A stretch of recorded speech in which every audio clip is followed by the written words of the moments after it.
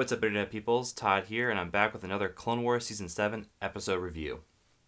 As you may have noticed, I have a new setup going on here. I thought I'd try it out, try standing up, so I could be a little more energetic, So I'm not so slunched over and more relaxed. I thought better to just be a little more energetic and be able to talk about this with a little more enthusiasm. So, this is Star Wars, guys. I gotta be excited about it.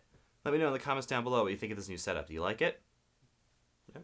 Cool. Alright, let's move on. So this episode takes place directly after the last episode, with Anakin and the Bad Batch fighting waves of battle droids, and Rex and Tech trying to free Echo from the Separatist computer. As you remember from the last episode, he had wires in his head, and Tech has to free him from the mainframe, I guess, or else he could potentially die, so they have to make sure he's safe to be unplugged first, which is taking some time, and that's making everyone a little agitated, seeing as the waves of battle droids just keep coming, and they get just cornered into the mainframe room, and they just get trapped with no hope of rescue. They try calling for reinforcements, but obviously because this was an unsanctioned mission, they're not really getting any help. So Echo gets freed, though. Tech is able, though, to remove Echo from the mainframe, allowing Rex to unplug him. And what I love about this scene is Echo just takes everything in stride here. He's just woken up from basically a coma. Everyone believes he's dead. He's thought he's still on the Citadel, and he just wakes up, and right when Rex pulls all that stuff out, he's able to finally feel things again. He's like, oh man, I got a headache like you won't believe. And Rex is like, hey, it's great you're feeling something instead of nothing. And it's a great moment. Echo through this whole episode seems way more lighthearted than he should be after finding out he's been believed to be dead for several years and is now half cyborg. He should be a little bit more uneasy, but I think he's just glad to finally be with Rex again and with the crew, and things are just kind of becoming back to normal for him again. But because the battle droids are still coming in waves, they've tried sealing themselves in, but they've got a little ball thing called an executioner droid, I believe. I'll put the proper name up right here. It's cutting through the doors, and it's coming in, and it's going to kill all of them with its electrical powers. But luckily, because Echo was hooked up to the mainframe of the Separatists' computer, well, actually I should say the Techno-Union's computer, because technically the Techno-Union isn't part of the Separatists. They claim they're neutral, which is kind of a thing in this episode. I kind of mentioned it last week, how they briefly mentioned that the Techno-Union was neutral in the war for somehow and some reason, even though they do a lot of work with the Separatists. And I realize that theme kind of gets brought back up here, and I'll talk more about that later. But anyways, as I was saying, Echo, because he was hooked up to that computer, has all the schematics of the base in his head.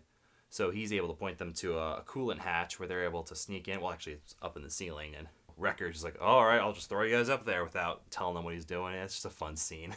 Echo starts leading them through the tunnels and the systems, and he's leading them out of the base. There's only one way out of the base, which is this metal beam that's hooking up two platforms together. There's just clouds under them, so if they fall, they're going to fall to their deaths. It's a very high fall, long fall, I guess. This is not a fun ride, especially for Wrecker, who's scared of heights. Don't look down. Don't look down. I look down, I'm going to be sick. But then, of course, the battle droids find them and block off their entryway and exit, so they're trapped on this beam. And when all hope seems lost, Tech remembers, oh, hey, wait, I recorded those lizard creatures' signal and their command, whatever thingy, their language, I guess. He plays some audio clip which summons the winged creatures from the last episode, and they jump on them and fly away. And everything seems safe, but then, turns out, these bird-looking droids that I mentioned from the last episode, yeah, I said I thought they couldn't fly because they didn't appear to do so, but hey, guess what? They fly now. They fly now? They fly now! Now, flying battle droids are nothing new, but these were kind of interesting and unique because they had, wings that, lit up, almost like energy wings. It's kind of cool. They start flying around, trying to shoot them down. Anyways, though, the chase leads them back to the Poltex, those primitive people that I mentioned in the last episode. They're all like, hey, we're impressed that you tamed the beasts, but what you doing here? And they're like, yeah, we sort of got in trouble with the Separatists, and they're kind of coming after us. And they're like, yo, we told you not to bring the war here. And they're like, yeah, I know, we promised that, and we're sorry, but, we kind of didn't have a choice. And Echo kind of comes up, and Rex is like, look what they did to Echo. They're going to do that to you guys, probably. Like, there is no one neutral in this war. They claim to be neutral, but they're working for the Separatists. They chose a side. And then the Separatists come and attack, and so the Poltecs are like, okay, yeah, we'll help you guys fight the Separatists, because they're evil. But anyways, this leads to a big, big battle where all these battle droids come in, flying in, like the bird things. They fly now! They fly now! They also bring in 2 giant spider-walking tanks. I forget what they're called. I can throw up the name here somewhere.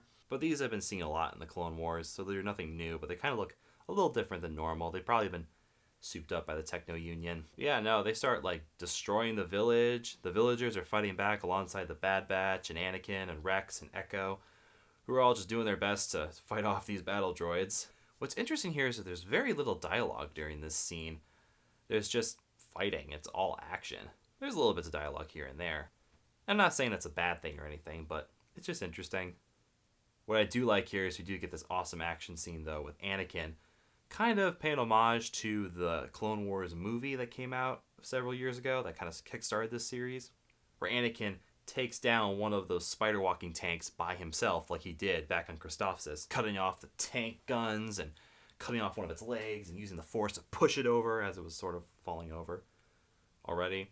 It just looks really cool and it's awesome. The Bad Batch and Rex get a similar idea. They're like, well, we gotta get up there and take down the tanks. And then Wrecker's like, okay, and just picks up Rex again. He's like, not again! Nah! He just throws him up. Yeah, Wrecker has a problem with just picking people up and throwing them around. He doesn't really ask for consent on that. But yeah, they're able to take it down, and there's even this cool scene where one of the spider legs starts to come down and is about to crush the leader of the Poltecs. But Wrecker just comes in and just goes, yeah, I'm gonna lift this spider leg right here and just throw it over. Because I'm super strong and I'm awesome. So anyway, the day is saved. All is won, except for a few Poltecs died. Actually, quite a lot of Poltecs died, and yet they're still going, yay, we won! Even though half our village is dead. But yeah, the Poltec leader says to Anakin that the Jedi are always welcome, and that they can consider the Poltecs as allies for the Jedi because of what they've done here. And they're all on their way home. The day is saved. Echo's like, thank you guys so much for coming to save me. Rex is like, hey, don't worry, man. Sorry it took us so long. But hey, at least we'll get to go back to doing things the way they were before. It'll be just like old times. And there's kind of like this ominous scene at the end. The camera kind of just zooms in on Echo's face as everyone's getting in the ship. And he's kind of like, yeah, like old times. I personally believe that what's going on in this scene is that Echo's just kind of coming to the realization that his life is going to be completely different now. He's now half machine, and he's got all this separatist knowledge in his brain. He's never going to be the same. Life's not going to be like it used to be. Some people think that maybe he's got some separatist or techno-union implanting in his brain, like he's been brainwashed or something, and he might be used as a weapon against the Republic, which would be bad. I don't think that's the case. And I don't think that's what they're going to do. Hey, I don't know. That could be what that scene meant. I personally think it's just him coming to the realization that his life is now completely different. This kind of plays into what I was saying before. Echo throughout the whole episode is just very cheery almost. He's always coming up with quick whips. He's kind of joking around. He's playing around with Anakin like, hey, always showboating, General, huh? Yeah, but it's nice to see that Echo's not super traumatized from what happened. I mean, granted, he was unconscious the whole time, so I don't think he was fully aware what the Separatists were doing to him, which is good. I mean, I wouldn't want to see Echo super traumatized. He's been through enough of his life, honestly, and he's going to deal with a lot when he finds out that Fives is dead and he's the last remaining member of Domino Squad. I feel really bad for him and what's in store for his future. Yeah, this episode was shorter than the other ones. I think it's just because there really wasn't much story to tell here. I mean, you could basically sum up the entire plot of this episode with, they escaped. And that's really all you need to know. But it does tie in well with the second episode from last week. I think if they had found a way to merge these two stories together, this episode would have been a lot better. By that I mean taking last week's episode and kind of combining it with this episode. Probably would have been a little longer. You could have cut out some of the Poltec stuff and just made this a standard rescue and escape episode. And it probably would have been fine. I don't know. We would have to rework the story quite a bit to make that work. But I feel like narratively it would have been fine. Because that whole episode is just about them escaping. And they just bring in the Poltex for extra, flair and action. That probably wasn't necessary. But it's funny, last week I said those Poltex and the whole scene with them kidnapping Anakin and them having to rescue him felt like such a side quest and it was completely unnecessary. Well, turns out it was necessary because they brought them back in this episode, so what do I know? I should know better by now to trust that the legendary Dave Filoni knows what he's doing.